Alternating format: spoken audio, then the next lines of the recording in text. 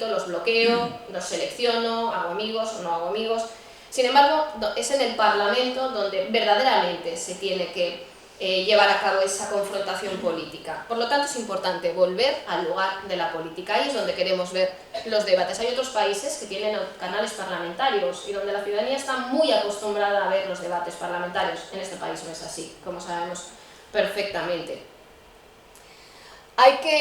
Tercer cuestión que yo creo que se ha puesto además muy de moda últimamente. Hay que distinguir el ejercicio de la política del ejercicio de la justicia. Son dos cosas distintas. Política se hace entre las mayorías y las minorías parlamentarias.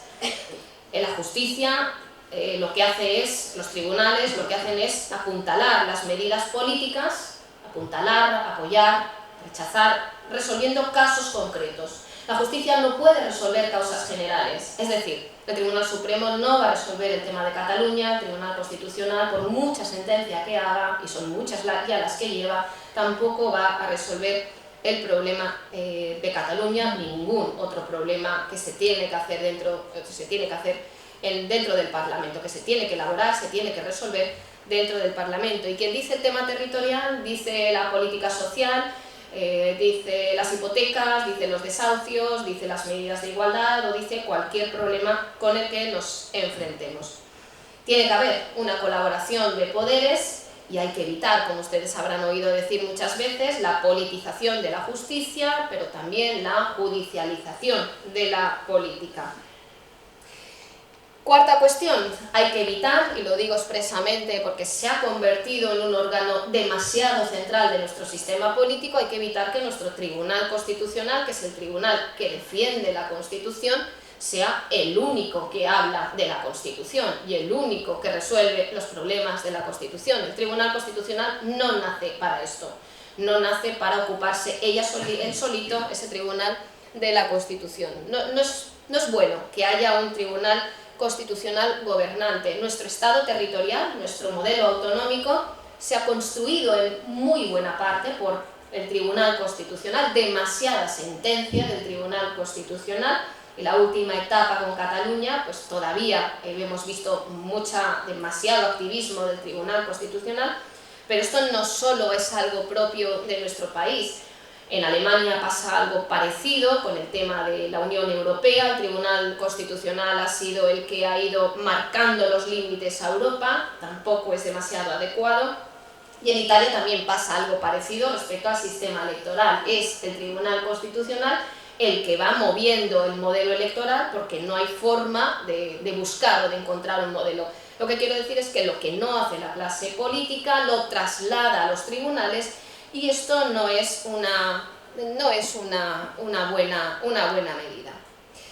Hay que, además, en último término, huir de cuestionar todos los elementos del sistema político. No podemos estar constantemente hablando de lo que está fallando sin construir al mismo tiempo. Esto es muy fácil. No podemos optar por desprendernos del Senado, no podemos optar por desprendernos de las provincias, no podemos optar por quitar los aforamientos, e incluso no sé si es bueno quitar las autonomías o recentralizar, quitar las leyes de igualdad de género, quitar o ponerlo en su mínima expresión el Consejo General del Poder Judicial, sin tener un reemplazo para todos los problemas que hay detrás de cada una de esas instituciones. Por ejemplo, si yo quito las autonomías, ¿qué hago con las sensibilidades autonómicas que no van a desaparecer? Si yo quito el Senado, ¿quién va a representar a los elementos territoriales? Den ustedes una respuesta. Si yo quito los aforamientos, como saben, consiste en que un diputado, un senador, un representante político no es juzgado por el juez ordinario que le tocaría a cualquier ciudadano, sino por el Tribunal Superior de Justicia, si estamos hablando de la Comunidad Valenciana, o por el Tribunal Supremo. Si yo quito ese privilegio, garantíceme usted que quien le va a juzgar es independiente judicialmente, porque si no es independiente, entonces la eliminación del aforamiento no está funcionando. Es decir, cuando quitamos algo, primero tenemos que pensar para qué servía ese algo, o para qué se construyó, o qué significado tenían, si todavía cambiándolo podríamos salvar algo. Pero no vale quitar por quitar, sin construir o sin ofrecer, sin pensar al menos por qué aparecieron esos órganos, esas leyes o todas esas medidas. En definitiva, estamos hablando de ser un poquito más leales. Cuando hablamos del principio de lealtad, del que se habla, por cierto, muy poquito en nuestro país, pero estamos hablando, es algo muy sencillo, es actuar en el ejercicio de nuestras propias competencias, es decir, actuar dentro de lo que nos toca hacer a cada uno de nosotros. Si yo soy representante política, por ejemplo, pensando en el efecto que voy a provocar en nosotros mismos, en los otros y en el conjunto del sistema político, y como soy representante político, en los derechos de la ciudadanía. El principio de lealtad aquí no se usa prácticamente, se está trabajando mucho últimamente sobre él, pero por ejemplo es un principio que en el modelo alemán, en el tema del territorial alemán, sí que se ha trabajado constantemente. Retos, por lo tanto, que todavía tenemos pendientes. Muy importante, quinto reto, la Constitución necesita cultura constitucional. Bueno, evidentemente tenemos un baluarte muy importante para construir la democracia, que es la libertad de expresión. La libertad de expresión que supone, con las nuevas tecnologías, pues todavía la hemos puesto un poquito más contra las cuerdas, esta libertad de expresión. Esa libertad de expresión que supone generar una opinión pública libre, que sea responsable y que sea informada, es decir, hay que educar a la gente en la libertad de expresión. No se puede decir todo de cualquier manera, sin sentido. La libertad de expresión no puede ser coartada, pero debe ser educada, para que se me entienda bien. Tiene que existir una libre circulación de ideas. Tenemos que ser capaces de resistir las críticas, pero que tenemos que ser capaces al mismo tiempo de generar discursos constructivos. Cuando no somos capaces de resistir las críticas y no somos capaces de construir discursos constructivos, cuando no somos capaces de responder, por ejemplo, a los embates del nacionalismo, por decir de algo que está muy de moda últimamente, bueno, el riesgo que corremos es el de usar instrumentos que puedan ser represores de la libertad de expresión y de la libre circulación de ideas. Por ejemplo, esa idea que circula de, como no podemos contra determinadas manifestaciones que hace el nacionalismo, vamos a ilegalizar los partidos nacionalistas. Un momento. No voy a entrar ahora tampoco, lo voy a dejar también para el debate de si eso podría o no podría ser. Sostengo ya que no puede ser con nuestra doctrina del Tribunal Constitucional y con nuestra Constitución, pero en el fondo a mí no me importa tanto si puede o no puede ser, sino qué es lo que nos está pasando. No hemos sido capaces de responder a esos discursos que ponen contra las cuerdas la propia Constitución, que están haciendo temblar los propios cimientos de la Constitución. No hemos sido capaces de reformar, por ejemplo, nuestro modelo territorial. Y lo que hacemos es, al final, usar instrumentos represores para hacer callar las voces. Esto es muy peligroso en una democracia.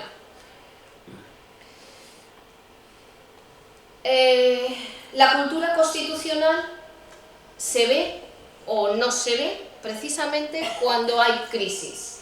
Y sobre la crisis ya he venido hablando, pero ahora lo digo expresamente. Las constituciones no nacen fuera de las crisis, las constituciones nacen para resolver las crisis. Lo digo porque muchas veces, cuando ha habido una crisis que empezó siendo económica, una crisis territorial que lleva instalada mucho tiempo en nuestro país, ahora últimamente tenemos una crisis de gobierno porque no somos capaces de generar gobiernos estables, y cuando hay gobiernos estables caen y no sacan leyes y no pueden llegar a acuerdos. En definitiva, cuando llegamos a esa crisis sistémica, la tendencia que tenemos muchas veces es a huir de la Constitución.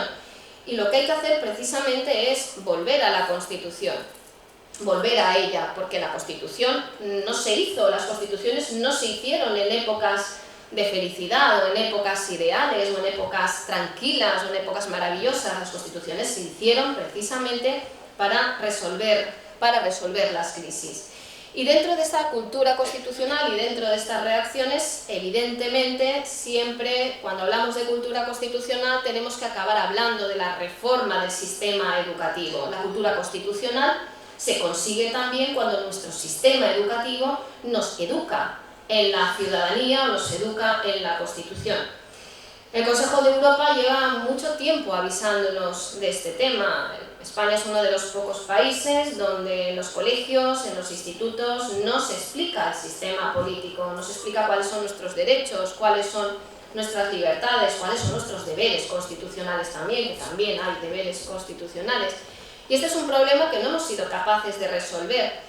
Como a lo mejor ustedes han oído alguna vez, no hemos sido capaces nunca de hacer un pacto por la educación. Hemos tenido tantas leyes de educación como gobiernos prácticamente, ha habido una alternancia constante de leyes de educación, ha habido intentos de hacer asignaturas donde se formara a la gente en la Constitución, en el sistema político, en comprender qué significa la libertad, la igualdad, la tolerancia, pero nunca ha triunfado. Siempre prevalece el clásico debate que estuvo ya presente cuando se hizo la propia Constitución de 1978. El artículo 27 de la Constitución es un artículo larguísimo. Por cierto, cuando ustedes vean una Constitución y vean un artículo muy largo, mosquéense. Eso significa que hay problemas dentro de él. Cuanto más cortos, más es porque más claras están las cosas y porque más consensuadas están. Cuando sean muy largos, como pasa con el artículo 27, si le pueden echar un vistazo, verán que es un artículo que ha intentado reflejar las posturas, de todos los partidos políticos. La educación como libertad de enseñanza o la educación como ese sistema que ofrece el Estado para formar a los pequeños y a las pequeñas. Seguimos necesitando, por lo tanto, un pacto de Estado por la educación. Con ese pacto de Estado por la educación nos va todo nuestro futuro, todas las generaciones futuras. Pero ese pacto de Estado y esa reforma de la educación es complejo que se pueda llevar ahora adelante, entre otras cosas, porque primero tendremos que saber si somos capaces de resolver todas esas crisis. La económica va por un lado, pero sobre todo la territorial, la de gobierno por el otro, para que se pueda llegar a ese pacto de Estado por la educación. De todas maneras, la educación también puede empezar en niveles que no sean en el gobierno. Tiene que haber también una pedagogía para los gobernantes. ¿Por qué no trabajar también la educación desde las sociedades, desde las asociaciones, desde la academia, desde los intelectuales, desde los medios? En definitiva, la Constitución tiene que estar, la educación, perdón, tiene que venir de muchos lugares. Y me voy aproximando a los dos últimos retos. La Constitución es incompatible con el populismo. Está muy de moda hablar de populismo y yo voy a intentar ser muy gráfica.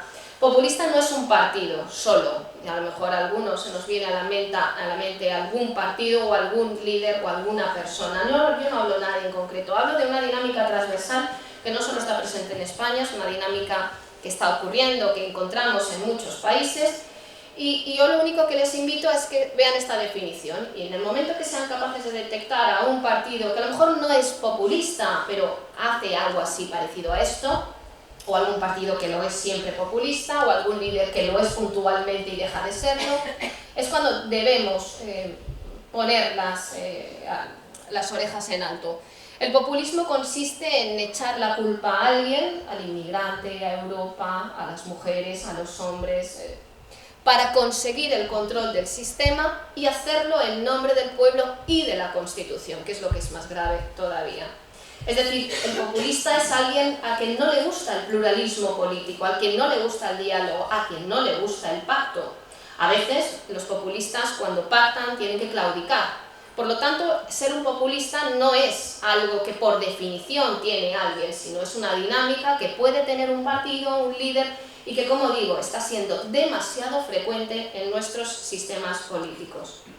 Lo que intenta el populista, por lo tanto, es controlar ese sistema y sus intereses, y para ello lo que hace es orillar las instituciones. Al populista no le gusta el Parlamento, por ejemplo, porque tiene que dialogar y eso no le va bien. Al populista le gusta el Twitter, Al populista le gustan los debates cortos, el marketing político, le gusta el mensaje rápido, le gusta el debate en televisión, algo que le dé tiempo a, a lanzar un eslogan y a arrastrar a las masas.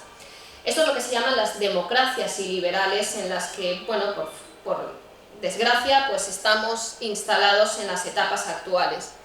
Y eso nos lleva, y esa imagen es muy gráfica, ese dirigirte al pueblo como si el pueblo no tuviera en el fondo criterio propio, eso nos lleva a distintas maneras o a distintos sistemas políticos. El populismo puede dar lugar a dos grandes desviaciones de la democracia. Puede llevarnos a que tengamos una democracia sin derechos, o puede llevarnos a que tengamos un sistema político donde haya derechos pero no haya democracia. Esto es muy fácil. En una democracia sin derechos lo que vemos es la tiranía de la mayoría, y donde hay unos líderes que lo que hacen es poner en práctica la voluntad del pueblo. El pueblo lo decide todo. Cuando hay un problema, un referéndum, y entonces con ese referéndum yo decido mis políticas propias. La tiranía de la mayoría, de la que nos hablaba Tocqueville. Pero también hay otra forma desviada de democracia que nos da el populismo, y es un sistema donde haya derechos sin democracia. Aquí lo que ocurre es que el sistema político se convierte en un foro de grandes personas expertas, padres, madres, que lo pueden todo y van a decidir por el pueblo, porque saben qué es lo mejor para el pueblo. Este es otro de los grandes peligros del populismo. Porque la tentación en esos casos, donde hay unos expertos que lo deciden todo por el pueblo, es que pueden cada vez excluir más al pueblo de las decisiones importantes. En cualquier caso, en una democracia sin derechos y en un sistema que da derechos pero no hay democracia, las minorías siempre salen perjudicadas. Y es lo que la democracia precisamente intenta recuperar. Y con eso llego al último reto, que es quizá del que más se ha hablado durante los 41 años que tenemos de democracia. La Constitución necesita una manutención constitucional. Yo me puedo comprar un gran coche, no voy a hablar de marcas, pero me puedo comprar un coche de lujo. Y cuando me compro un coche de lujo pienso que me va a durar toda la vida. Mentira, si no lo mantengo, si no lo llevo al taller, ese coche, por muy buen producto que sea, no va a sobrevivir. Es más, es posible que luego ya no me compense repararlo, y cuando no me compense repararlo, a lo mejor haya que cambiar, en este caso, de constitución. Bueno, pues eso nos lleva a ver qué nos ha pasado. Hay varias maneras de mantener una constitución. Una es vivirla, usarla constantemente. Yo creo que ha sido poco usada nuestra constitución. Se habla de cosas sin ver exactamente qué es lo que la constitución dice. Y otra vía es la de la reforma expresa de una constitución. En España solo ha habido 2 reformas, se han cambiado 2 artículos y nunca ha habido un momento fundacional de repensamiento como el que vivió, por ejemplo, Italia hace un par de años. Una gran reforma, y como los que ha vivido Alemania y como los que han vivido tantísimos países de nuestro entorno. No hemos tenido nunca la oportunidad en 40 años, somos el país que menos ha reformado su constitución, de hacer estos repensamientos.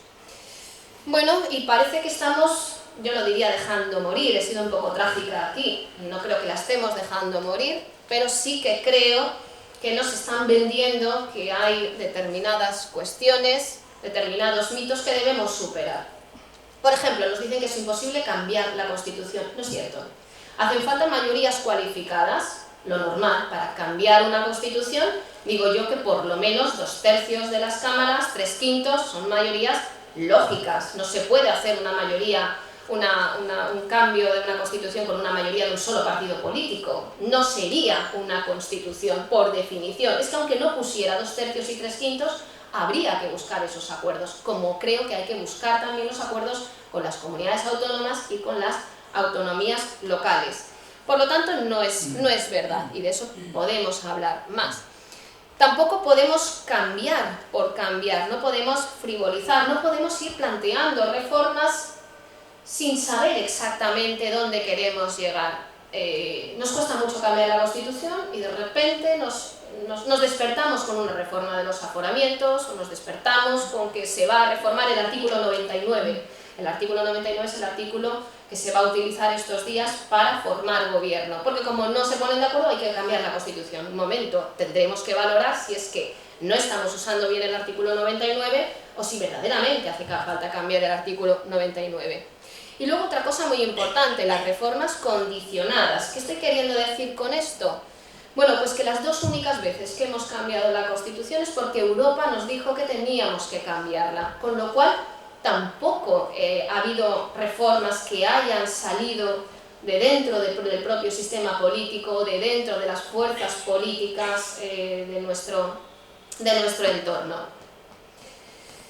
Bueno, en derecho, como solemos decir siempre, la forma es el fondo. Si queremos cambiar la Constitución, y mucho se habla de ella porque efectivamente hay cosas que necesitan cambios, no solo tenemos que pensar qué tenemos que cambiar, que hay que pensarlo muy tranquilamente, también hay que pensar cómo cambiarlo y cómo un pequeñito cambio de algo puede afectar a muchas otras cuestiones o a muchos otros aspectos. La reforma de la Constitución es un proceso lento y es un proceso reflexivo que necesita mucha tranquilidad. Esta viñeta de Forges, bueno, lo decía todo. Dice, ¿qué país? Lleva una melena enorme. Dice, ¿qué país? Soy la única de aquí que en 38 años, ya por el 38 aniversario de la Constitución, no ha ido a la PELU, porque no me han dejado ir. Es decir, no porque yo no quiera, quería transmitirnos Jorge, no porque yo no quiera actualizarme, no porque yo no quiera mejorar, sino porque no se atreven, porque no se ponen todo lo que hace falta para llevar a cabo esa reforma. Aquí doy un poco la pauta. Es verdad que estamos en momentos delicados, en momentos no claros para una reforma de la Constitución. Ha habido momentos, como en el año 2005-2006, donde podía haber salido una reforma de la Constitución en temas territoriales. No salió, salieron los estatutos que luego han generado determinados problemas, estatutos de autonomía, pero de alguna forma una reforma de la Constitución pues necesitaría una hoja de ruta, necesitaría un gran documento entre muchas fuerzas políticas donde se hiciera una planificación de esa reforma. Un pacto de Estado sería lo más adecuado. Lo único que ocurre es que efectivamente no estamos en los mejores momentos.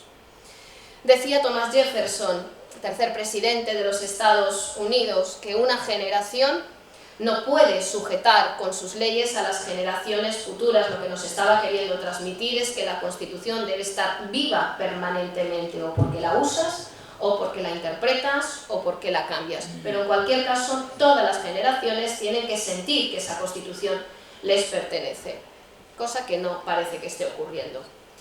Bueno, y un epílogo. Hay que recuperar efectivamente la idea de la Constitución. Y para recuperar la idea de la Constitución no solo hay que irnos 41 años atrás. Ese cuadro que está expuesto en el Congreso de los Diputados es el juramento de las Cortes de Cádiz del 26 de septiembre del año 1810, donde los diputados lo que hacen es lo mismo que estaban haciendo hoy. No sé si con la misma ilusión, o con la misma devoción, o con la misma lealtad, pero lo que estaban haciendo ahí es jurar lealtad en la iglesia de San Pedro y San Pablo de San Fernando. Es una obra de José Casado. Bueno, pues hay que recuperar lo que significa tener una Constitución, esa lealtad, esa historia. Y como decía Winston Churchill, decía que, bueno, que a veces, esto ejemplifica muy bien lo que es una Constitución, las peores disputas no surgen hasta que ambas partes tienen razón y ambas estaban equivocadas por igual. Es decir, ninguno tiene razón, ninguno tiene la verdad absoluta, ninguno tiene el dominio, tiene la posesión, el patrimonio de la Constitución. La Constitución es algo mucho más complejo y es un elemento transaccional. Y acabo con unas frases. Como decía Clara Campoamor, se cumplen en estas fechas el aniversario del voto de las mujeres. Ella fue una de las grandes artífices, después de pegarse con unos discursos tremendos dentro del Parlamento. Ella dejó por escrito que la libertad, y añadiríamos la igualdad y la democracia, se aprenden ejerciéndola. Cuando no la ejerces y la orillas, la dejas de lado, pues nunca sabes exactamente lo que significa. Y estos son Don Quijote y Sancho Panza, porque, bueno, en un pequeño pasaje, que yo es lo último que voy a, en un minuto, lo último que yo voy a leer, creo que, curioso, creo que Cervantes pone de manifiesto lo que necesita una constitución, que haya mujeres y haya hombres, eso que se llaman de Estado. Decía Cervantes en un pasaje extraordinario, decía, los extraordinariamente afligidos y desconsolados, los que tienen problemas, los que tenemos problemas con la Constitución, diríamos ahora, dice, en casos grandes y en desdichas enormes, no van a buscar su remedio a las casas de los letrados, de los abogados. Tampoco van a la de los sacristanes de las aldeas. Tampoco buscan al caballero que nunca ha acertado a salir de los términos de su lugar. Tampoco buscan al perezoso artesano. El remedio a esas desdichas enormes, a los casos grandes, a la gran política, está... el remedio en ninguna suerte de personas, dice, se halla mejor que en los caballeros andantes, en los hombres y las mujeres de Estado. Muchas gracias.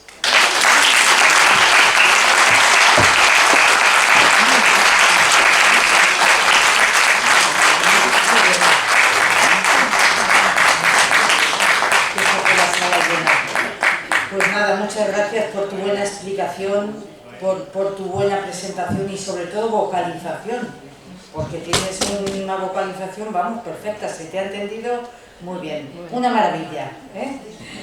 Pues nada, aquí tienes la taza de recuerdo de haber pasado por el Faro. Muchas gracias.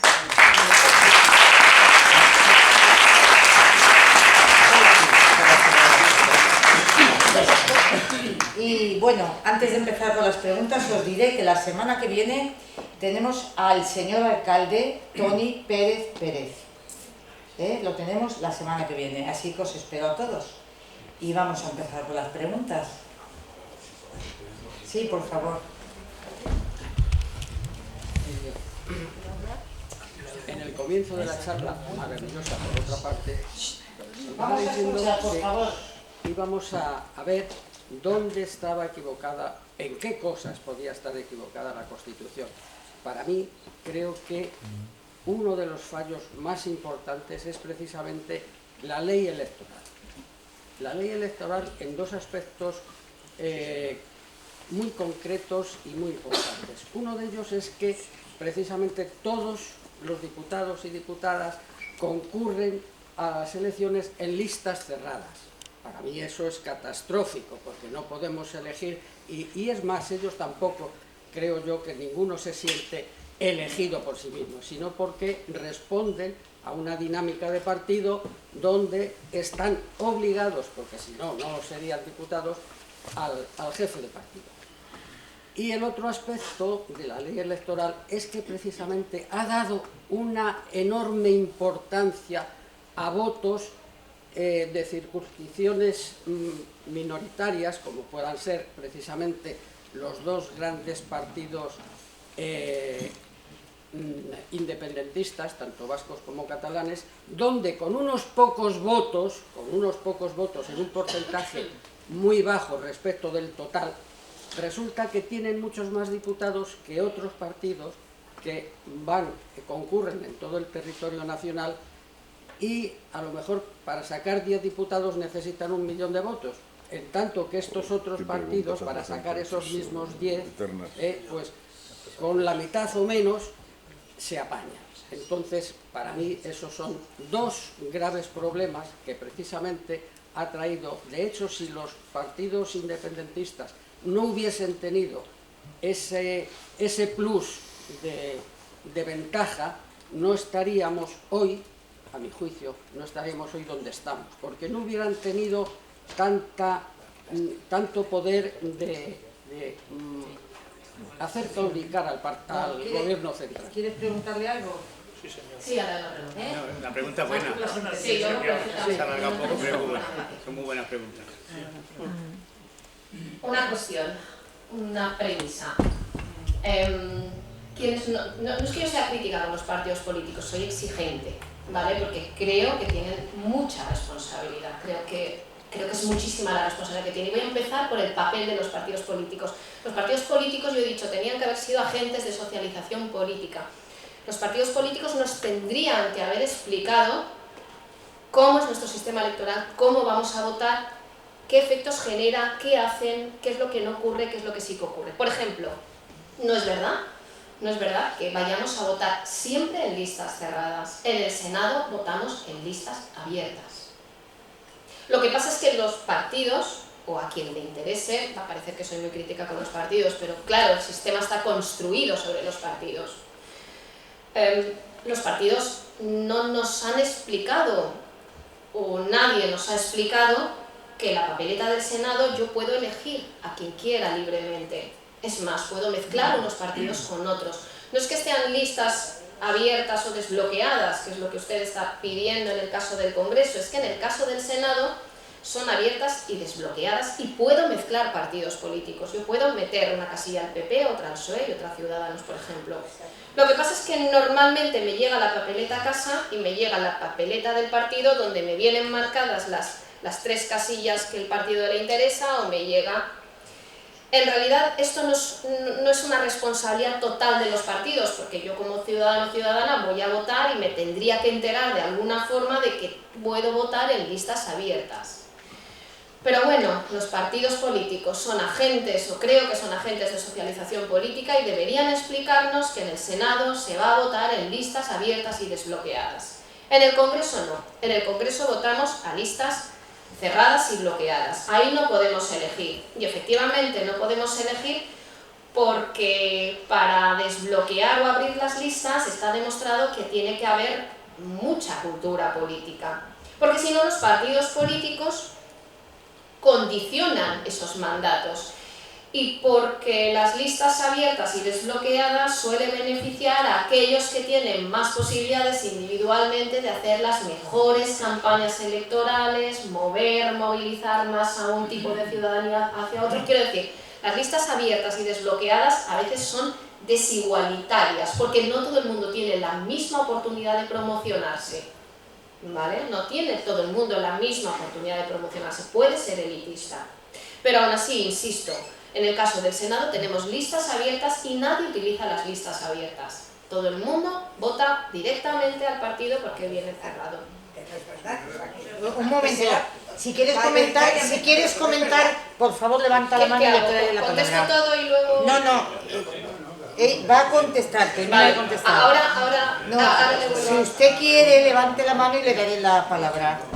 Vale, sigo contestando. Por lo tanto, listas cerradas y bloqueadas no exactamente, las hay abiertas también en el caso del Senado. El Senado pinta menos, es menos importante, pero no deja de ser un ejercicio de listas abiertas. Si no las hacemos será por algo nos está pasando.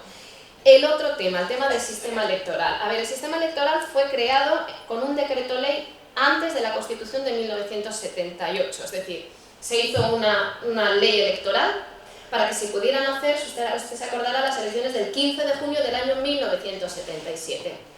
En ese decreto electoral, porque era un decreto, no era una ley orgánica, se plasmó ya el sistema que tenemos actualmente. Es un sistema, que beneficia a los grandes partidos que son capaces de concentrar sus votos como grandes partidos en las provincias. Es decir, si Esquerra Republicana de Cataluña en Barcelona es fuerza mayoritaria, va a salir beneficiada en Barcelona, va a conseguir muchos votos. Pero, por ejemplo, el Partido Popular, que no es una fuerza mayoritaria en Barcelona, se va a ver perjudicado. No sé si me explico. Es decir, quien concentra sus votos en una provincia y se convierte en fuerza mayoritaria en esa provincia es quien se lleva un premio, por decirlo así, frente a los que no consiguen ser primeras fuerzas políticas. Entonces, ¿qué es lo que tenemos en España? Tenemos 50 provincias. Cada partido político concurre a las elecciones y concentra sus esfuerzos en cada una de las provincias. El sistema electoral, la ley DON que se utiliza, es una norma que funciona dentro de cada provincia y que va a beneficiar a esas grandes fuerzas políticas dentro de cada provincia. Pero las va a beneficiar sobre todo cuando se reparten pocos escaños. Cuando se reparten de 0, de 2 porque es el mínimo, de 2 a 7, 8 escaños. A partir de 8 escaños la fórmula es proporcional. pero hasta los 8 escaños los partidos fuertes son los 2 primeros. ¿Esto qué quiere decir? Que efectivamente en Barcelona fuerzas mayoritarias pueden ser nacionalistas, no los partidos de ámbito estatal. En el País Vasco también puede ocurrir. Y en el resto de España, donde no hay fuerzas nacionalistas, pues lo normal es que los que han sido tradicionalmente los 2 grandes partidos políticos consigan más rédito electoral. Entonces lo que hace el sistema electoral en su conjunto es lo siguiente: beneficia a los grandes partidos políticos que se presentan a nivel nacional, les da un premio de mayoría, perjudica a los que se presentan en muchas circunscripciones y no son ni primera ni segunda fuerza electoral, y está demostrado estadísticamente. A los nacionalistas, para que usted me entienda, los deja igual. Si consiguen un 20% de votos, consiguen un 20% de escaños. El problema no lo tienen los nacionalistas. Ese es el mito. El problema lo tienen los partidos políticos que se presentan en muchas circunscripciones y no son grandes fuerzas políticas en cada una de esas circunscripciones. Es lo que le ha pasado a Ciudadanos. ¿Qué es lo que han hecho los partidos políticos ahora? Los partidos políticos, desde el año 2015, hacen sus cálculos y entonces se van presentando en aquellos sitios donde pueden conseguir una determinada fuerza política. Los nacionalistas, por decirlo de alguna forma, se dejan la piel cuando hay elecciones generales, porque saben que son grandes fuerzas políticas y van a salir no beneficiadas, pero tampoco perjudicadas, van a salir con una representación equilibrada. Quiero decir, es un mito decir que los partidos nacionalistas están sobre representados. No es verdad. La estadística dice que se quedan al mismo porcentaje de escaños que de votos. Los partidos grandes están por encima, que son Partido Popular y Partido Socialista. Los partidos de ámbito nacional que no consiguen tanta fuerza se quedan por debajo, en principio. Ha sido tradicionalmente el caso de Izquierda Unida, tradicionalmente lo que pasó con el partido de Rosa Díaz, etcétera, etcétera. ¿Vale? El problema que usted me dice es, a lo mejor es otro. ¿Por qué tienen que estar los partidos nacionalistas decidiendo la política nacional? Yo creo que el problema es ese. El problema es ese. Pues por un motivo muy sencillo, porque el lugar donde tenían que haber estado representando los intereses territoriales era en el Senado. Pero cuando se aprueba la Constitución no hay comunidades autónomas. No hay comunidades autónomas, no están creadas todavía. Entonces, la Constitución dice en el artículo 69, el Senado será una Cámara de Representación Territorial, pero ahí no están representados los territorios. Hay una representación de los partidos políticos, pero no de los intereses territoriales. Así que el Congreso se convierte en la Cámara donde están tanto los intereses nacionales como los intereses territoriales. Hay una reforma que se apunta. Hay quien sostiene, y yo creo que podría ser una buena reforma, que para estar en el Congreso de los Diputados habría que conseguir un tanto por cien de los votos en todo el territorio nacional, no solo en la provincia. Pero si hacemos eso, tenemos que abordar una reforma territorial. Tú lo que no puedes hacer es sacar a los intereses de las autonomías, porque, a ver, que la Comunidad Valenciana también tiene sus intereses, o los puede tener Aragón. ¿Cierto? Aragón ha conseguido, increíble, ha conseguido un diputado. Lo que no puedes hacer es sacarlos de una cámara y dejarlos sin representación en los intereses del Estado. Seríamos el único país del mundo que tiene una fórmula de Estado descentralizada territorialmente y que no ofrece la posibilidad en una cámara nacional de que esos territorios puedan participar en los temas de Estado. Tienes que garantizar esa representación. Otra cosa es que donde la tengan no sea donde toca, que es lo que yo creo que usted está intentando poner de manifiesto. Están condicionando en exceso la política nacional, lo han hecho toda la vida. Vale. Sí, sobre el tema. Bueno, en primer lugar, enhorabuena por tu conferencia porque ha estado muy bien en tan corto espacio de tiempo. Yo estoy de acuerdo con usted, con la exposición que ha hecho usted, porque hay que matizarla más. Vamos a ver, tú que conoces perfectamente cómo se hace en Alemania o cómo se hace en Francia, que no los tenemos tan lejos, pues se podría buscar no solamente las listas libres, sino la segunda vuelta. Y habláis solamente de diputados y senadores, cuando en España hay 8.000 ayuntamientos, que son más importantes que todas esas cosas. No obstante, yo soy de los que creo fervientemente que los nacionalistas se aprovechan no solo de nuestro dinero, Hay quien puede tener fueros, todas estas cosas, sino también de nuestros votos. Y que eso, pues, sería muy fácil de solucionar, si se quiere solucionar. Un hombre, un voto. Porque ahora mismo no hay un hombre, un voto. Y bueno, y luego te haré otras preguntas de otras cosas, pero era por contestar en este tema, lo que yo veía.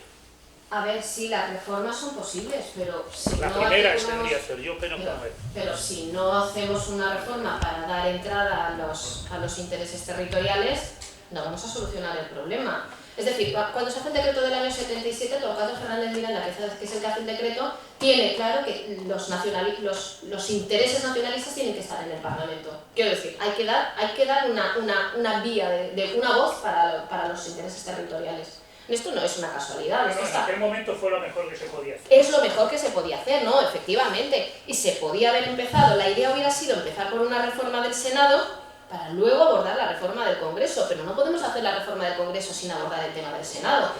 Y me ha gustado mucho la idea de los ayuntamientos, la reforma italiana de hace un par de años. La reforma italiana de hace un par de años preveía una especie de Senado donde hubiera no solo representación de regional en aquel caso, sino también representación municipal, porque en el caso de Italia las ciudades son... Y bajar el porcentaje en las municipales para que no haga falta Bueno, el 5%, déjate porque contar. se quedan muchos fuera y se pierden votos que van sino en beneficio de los grandes. Sí, todas esas O sea, que reformas son todo posibles. se puede hacer. Sí, Yo en lo y que se he dicho, manejan el muchas. problema con este señor es que para mí